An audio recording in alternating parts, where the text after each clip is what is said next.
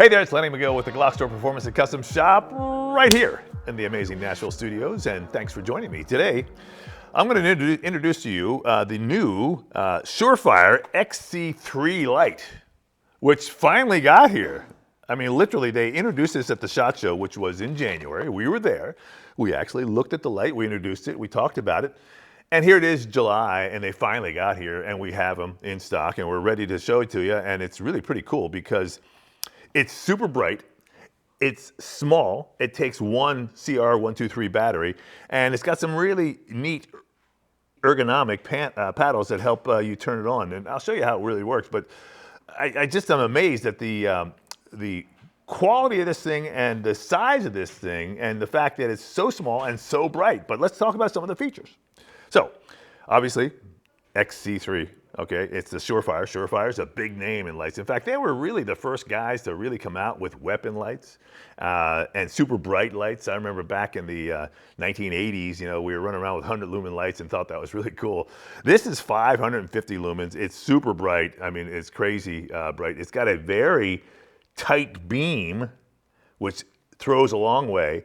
But also, it's got a wide kind of pattern as well that really illuminates a big spot, but it's got, like I said, this super bright beam in the middle of it. So it's kind of a neat light because it will, one, give you the ability to basically stun your opponent with a light because it really is so bright and it's so concentrated.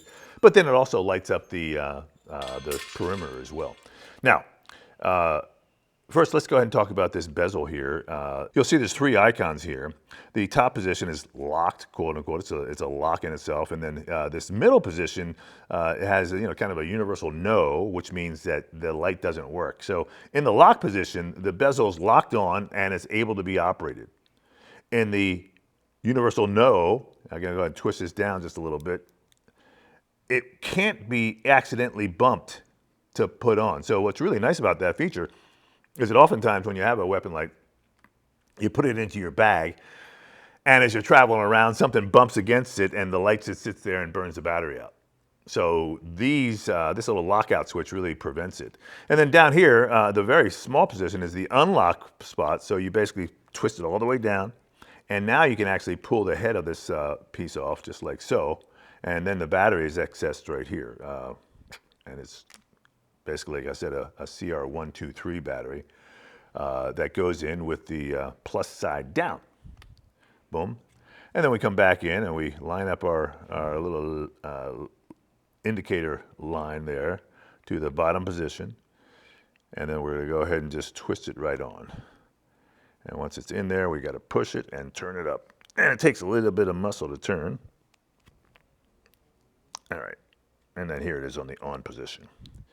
Now, the light itself will mount similar to all the other weapon lights that we've ever seen. It's got a screw over here that is spring-loaded, and so it pushes the clamps that clamp onto the Picatinny rail of the Glock or any other gun, and it also has a post for what they call a cross member that will lock in place here. So what I've found is that what you want to do is, take a screwdriver and really, walk this screw out almost the whole way, because what you're going to need to do is push that open. And though what we're trying to do here is you really can't slide it on because it's going to get stopped on that cross member. So we want to go ahead and kind of open that up and just place it on, like so. The cross member gets locked in place. There it is, good. And now we'll go ahead and tighten down the screw. If you put this light on and it's not ejecting or feeding properly, maybe you want to back that screw out just a little bit. You don't want to crush it. So I'm going to just go finger tight, and that's where I'm going to stop. It's locked in place, I know that. So the way to operate a weapon light like this is either with your trigger finger, because I'm right-handed, you can push down, or your thumb on the offside, which I prefer because that allows your trigger finger to be loose. So the light operates in two ways. You can tap it and it'll stay on, or another way I like to use it is actually to hold down. Okay, now you're in control of the light. You don't have to mess with it again, and when you let go, it comes off. So the tap stays on.